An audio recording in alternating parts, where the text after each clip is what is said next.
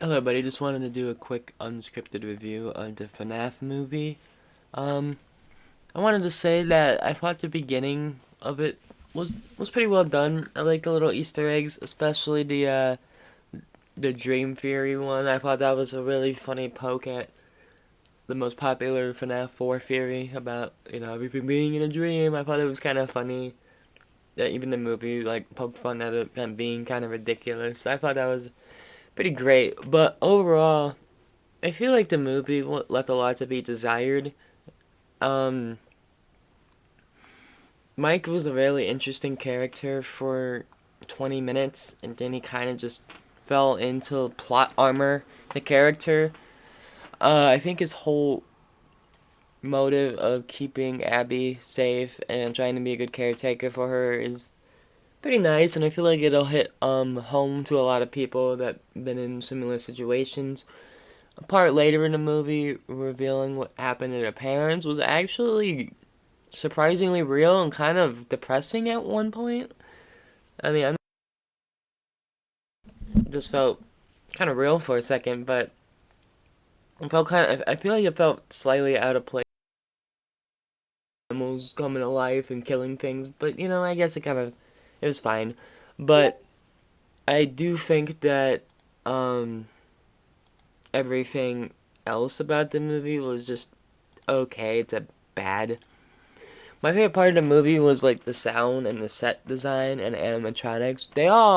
All those went pretty they went pretty well together. I think the set design was pretty great. Like they did a good job capturing the feel of like a real Freddy Fazbear's, what it would look like with the designs and like the mirrors or the little designs and the chairs and everything, and the little stained glass pictures, and having actual like licensed arcade games and stuff make a cameo was definitely a good call, making it feel more like a real place that existed. Like, I mean, you could argue that they could have done more with it. Like, they could have actually had like funny fictional games that match maybe like the ones in Security Breach or something. But I think the fact that they kind of went for a more realistic approach kind of helped the movie feel more like it could have happened in a different reality or something like that. I think the set design was really good. Like the kitchen was a highlight in my opinion. It felt so every time you went in there, you knew some shit was gonna happen. So I really liked the kitchen. The main foyer was great, and yeah, I will say I think the weakest location in the movie is probably the field. I'm just gonna call it the dream field because it's literally a field in a dream. I think that kind of reoccurred a little too much. I think the movie. I'm not sure if it was intentional or not, but I feel like the movie felt a little repetitive the first hour or so. It didn't really feel like much was going on outside of exposition and um, backstory and whatnot. But I feel like the open field was just. I understand why it's like that, but I did feel like there was a little too much time spent there. It felt a little. I don't know, not really lazy, but it just felt kind of weird. I don't know, it's just weird. But I did like the sound design. I like the way the animatronics were walking around. They actually used like Foxy's humming from the game and the atmospheric noises and the music. They were all really good. Definitely highlight of the movie. A good horror movie should have that, but I would like to go on to my least favorite part about the movie was the actual horror. There was maybe like I don't know. It felt like a parody of itself at some points. I don't think zooming into a Balloon Boy figure 4 or 5 different times and making a creepy noise at it classifies as horror. I see people on the FNAF Reddit praising it for some reason, but they eat anything up and are scared to give any criticism to Scott anymore. Ever since he retired, they would be respectful, even though they, got on him for being a conservative or whatever, but that's unrelated. I didn't feel like the horror with the Balloon Boy figures was done very well. Even the actual animatronic jump scares, the only one that really, like, got me was the Foxy one. I don't even think Freddy had one. Freddy was like kind of the least violent. I mean, he chopped a person in half, but other than that, I don't really think the horror was done very well. I think they could have been a lot more I don't know. Could have been a lot more effort.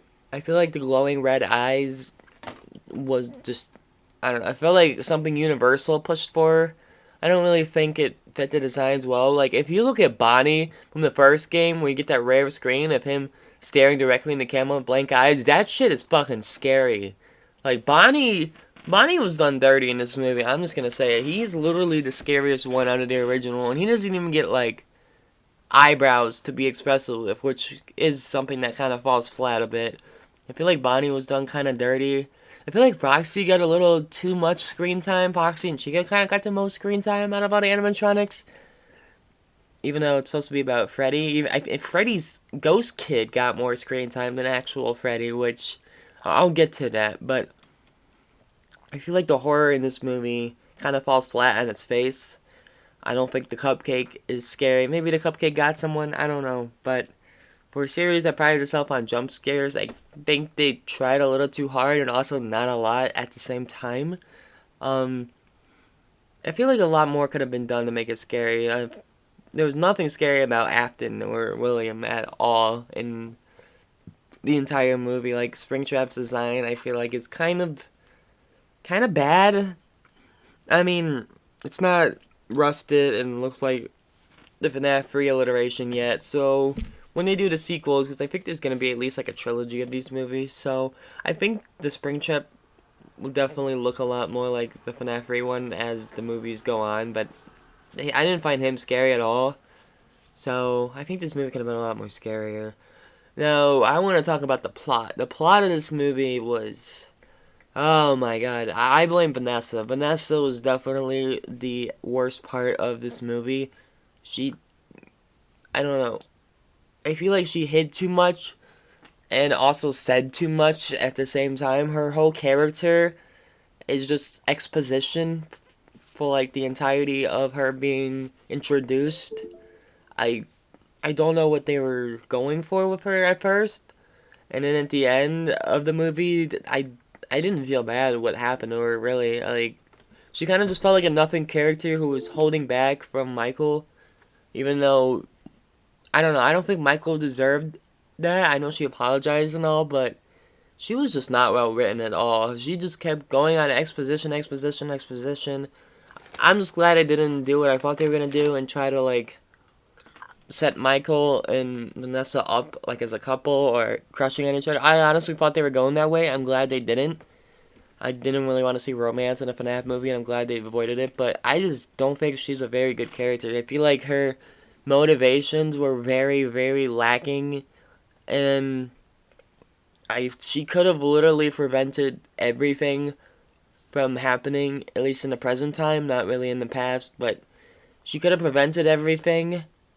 I don't know, like, him, she could have offered Michael, like, a better job or help him find something else, just staying away from Freddy's, but I'm not going to really spoil that. There's a really, really garbage twist that has nothing to do with the FNAF games at all. Besides maybe like a couple old theories around the time Sister Location was being...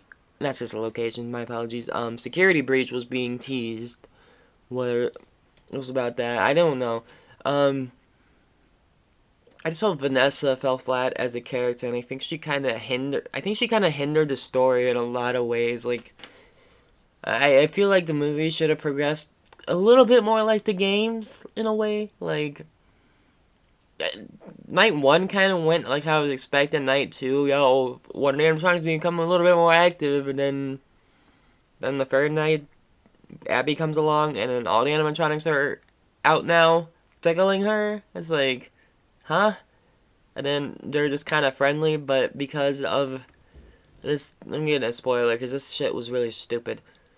They were the ghost children are the worst part of this movie. Like, I'm gonna connect to what I was just saying, but oh my god, they were so bad. I know they're like dead kids and probably they said they didn't have any like really crazy memories, but they knew about Michael's brother, so I don't know, it felt a little all over the place. So there was this part earlier in the movie, like the first 15 minutes, where Abby was doing these drawings and Boiler The drawings were actually important all because of this school teacher told Michael that they were, and oh wow, she was drawing her friends that she was listening to were the ghost kids, even though I don't think it was stated anywhere in the movie that she went to Freddy's before, so I don't know why, like, she has them as friends if she's never been there. I felt really out of place that, oh, her friends were the five missing kids, but I don't know. And then the worst part of the whole movie for me, but it also kind of wrapped around in a decent way, was the fucking drawing thing on the board. Like, oh, the yellow rabbit drawing. You take that off and you put Abby's new drawing of what actually happened, of after killing the kids and stuffing them into the suits. That being on the wall changes the ghost kids completely. Like, what? They they already were cool with Abby. I know they were like, it doesn't even explain how they were completely like hacked by like putting up a crayon drawing when their animatronics are on like the stage most of it. I don't know. It, it was just bad. Like, I did not expect the drawing thing from the beginning of the movie. I mean, I expected it to kind of carry on a little bit throughout the movie, but I didn't expect it to be like the main climax of the movie was Abby's drawing gets switched.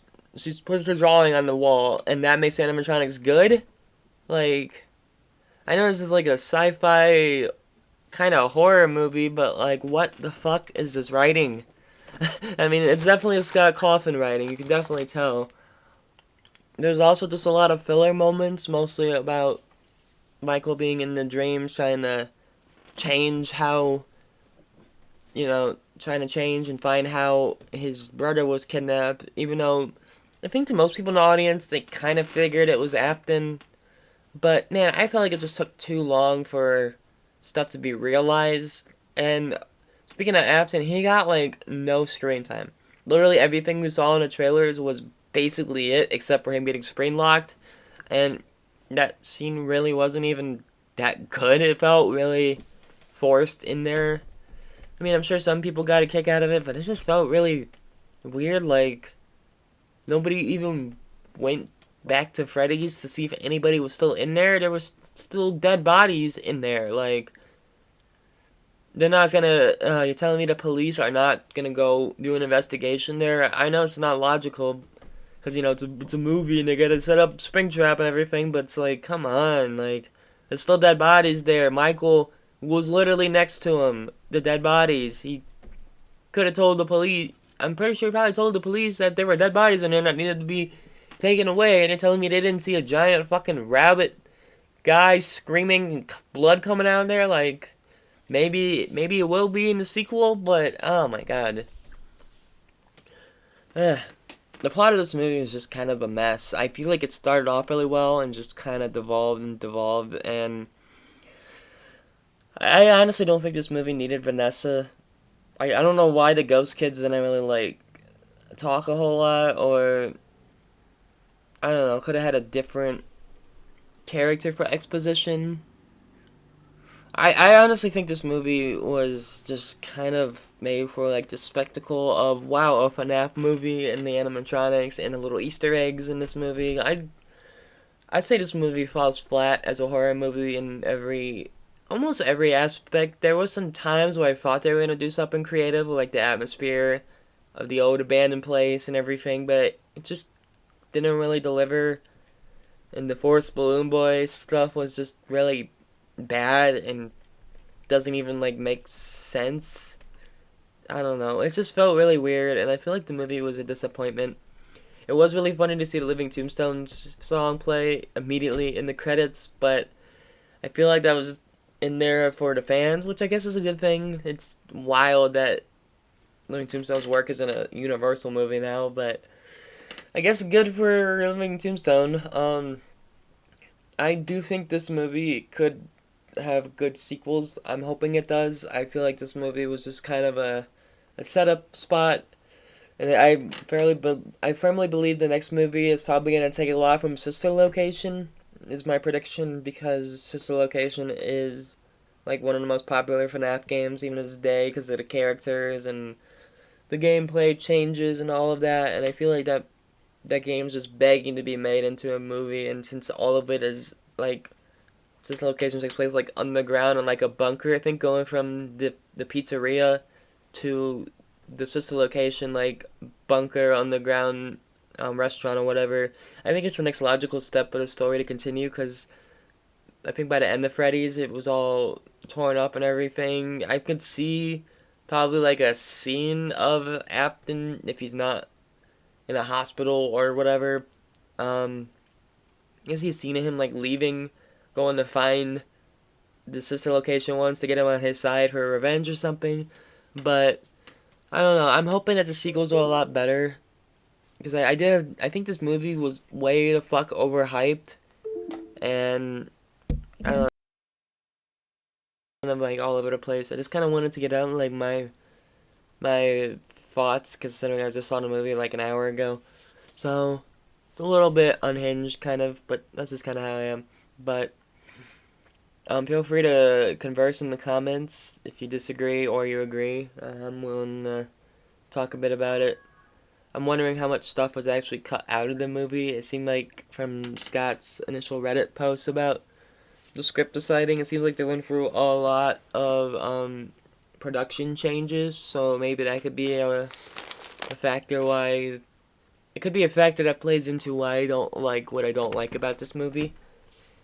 But I don't really know. I guess that's kind of for when AMAs or like bonus features come out for the movie in a few months, I'm assuming. So overall, I'm gonna give this movie a 4 out of 10. I really like the set design, the audio, the animatronics. I did not like the story or a lot of the parts that dragged on for a while or the the very poor usage of Afton's Springtrap. I feel like he was supposed to be like the Sonic movies, Jim Carrey, or like Bowser the Mario movie, like where the villain kind of carries the movie, but this is a video game movie where that didn't happen, and it feels very underwhelming because of it.